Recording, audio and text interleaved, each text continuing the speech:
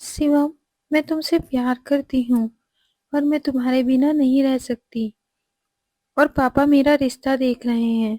तुम आओ ना पापा से बात करने हमारी शादी की। रानी, मेरी नौकरी लग जाने दो। अभी कुछ कमाता नहीं हूँ। और तुम इतने अमीर घर की बेटी, आखिर तुम कैसे रहोगी मेरे साथ? तुम कुछ दिन और इंतजार करो ना। मैं जा रही हूँ। अब मैं आज ही माँ से बात करूंगी। तुमसे तो कुछ होगा नहीं। अब रानी अपने घर पर बात करती है और शिवम अपने घर वालों से बात करता है। पर दोनों के घर वाले इस विवाह के खिलाफ थे और फिर दोनों ने भागकर मंदिर में विवाह कर लिया। माँ, ओ माँ, माँ, ये क्या किया बेटा? तूने अकेले ही विवाह कर लिया। माँ, मैं क्या करता? हम दोनों एक दूसरे से बहुत प्यार करते हैं। लेकिन बेटा, ये कितने बड़े घर की बेटी है और हमारे छोटे से घर में कैसे रह पाएगी? माँ, मैं शिवम के साथ कहीं भी रह लूंगी। आप बेकार की चिंता कर रही हैं। बहू, तुम्हारे माता पिता? माँ, मैंने माँ पापा को बता दिया है। मैं शिवम के बिना नहीं रह पाऊंगी और माँ पापा मुझसे बहुत प्यार करते हैं।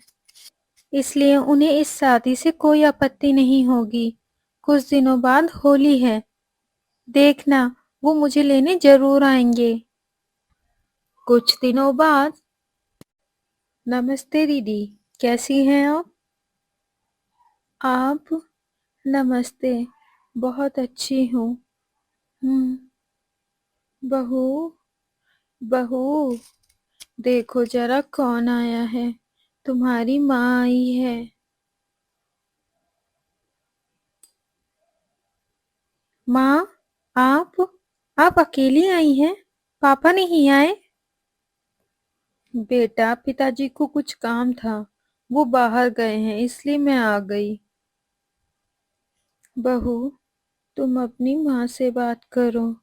मैं शिवम को बुला लाती हूँ। आप कैसी हैं माँ? मैं ठीक हूँ बेटी। पर तूने ये अपनी कैसी हालत बना रखी है? कितनी कमजोर हो गई है तू।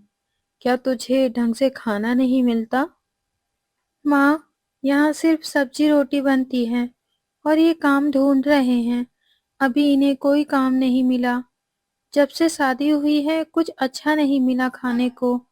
रोज रोज वही खाना खाने का मन नहीं करता। देखो बेटा, तुम जिद पे अड़ी थी। हम इस शादी से बिल्कुल खुश नहीं थे। पर मुझसे तेरी ये हालत देखी नहीं जाती। हमारे पास किसी चीज की कमी नहीं है। तेरी ऐसी हालत देखकर मेरे मुंह से अब एक निवाला नहीं नीचे उतरेगा। तो क्या करूं माँ? मेरी सास की कमाई से घर चल रहा है। वो काम ढूंढ रहे हैं, पर कोई काम मिल ही नहीं रहा। काम मिल जाए तो सभी दिक्कतें खत्म हो जाएंगी। पर बेटा, उनके दुख में तुम क्यों भागीदारी बन रही हो? तुम जमाई जी से कहो, वो हमारे साथ हमारे घर में रहे। वहां तुम्हें कोई दिक्कत नहीं होगी। माँ, चुप हो जाइए। आपके दामाद आ रहे हैं। नमस्ते माँ जी। नमस्ते बेटा। कहाँ गए थे बेटा? बस काम की तलाश में बाहर गया था। बेटा, ये लो। बहू को बोल दो दाल चावल रायता सब्जी पूरी बना ले। माँ, तुम पनीर भी ला सकती थी ना। मेरी सास पहली बार घर आई है। ऐसे अच्छा लगता है क्या? बेटा, शाम को मालकिन बकाया पैसे दे देगी। मैं शाम को पनीर ले आऊंगी। अभी इसी से काम चला लो। ये लो बेटा, ये पैसे ले लो। नहीं माँ जी, माँ दे तो रही है पैसे। बेटा, वो भी माँ है, मैं भी माँ हूँ। पैसे चाहे वो दे या मैं, बात तो बराबर है ना? अब शिवम पैसे ले लेता है।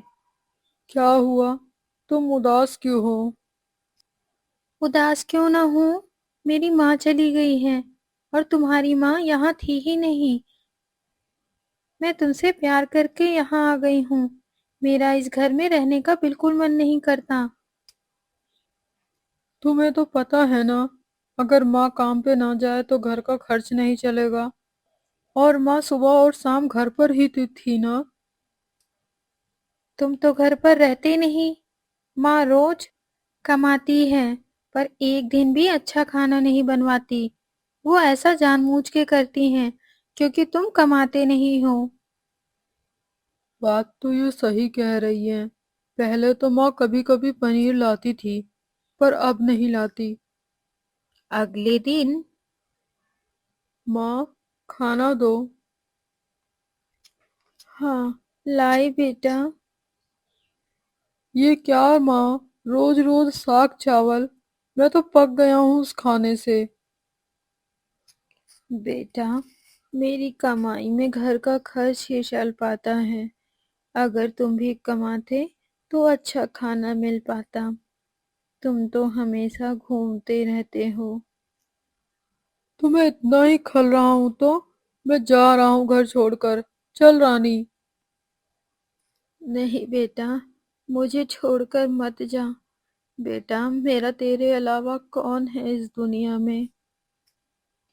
शिवम अपनी माँ की एक न सुनता और रानी को लेकर अपने ससुराल चला जाता है। माँ, कैसे हो? अरे रानी, अब दोनों आए हो। चलो अंदर चलो।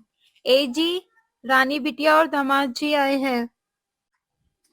और बेटा, घर में सब ठीक है ना? नहीं, मैं माँ के साथ झगड़ा करके यहाँ आया हूँ। हाँ पिताजी, अब हम यहीं रहेंगे। हम्म, साथ में। अब कुछ महीने तो बहुत अच्छे बीतते हैं। फिर एक दिन, ये लो, ये रोटी खा के अपने ससुर जी को खाना दे के आओ। माँ, कई दिन से सुबह चटनी पराठा खा के मेरा मन भर गया है। कुछ और नहीं है क्या? तुम कैसे घर के बेटे हो मैं अच्छे से जानती हूँ। ज्यादा नखरे मत करो, खा लो। वहां पिताजी भूखे होंगे।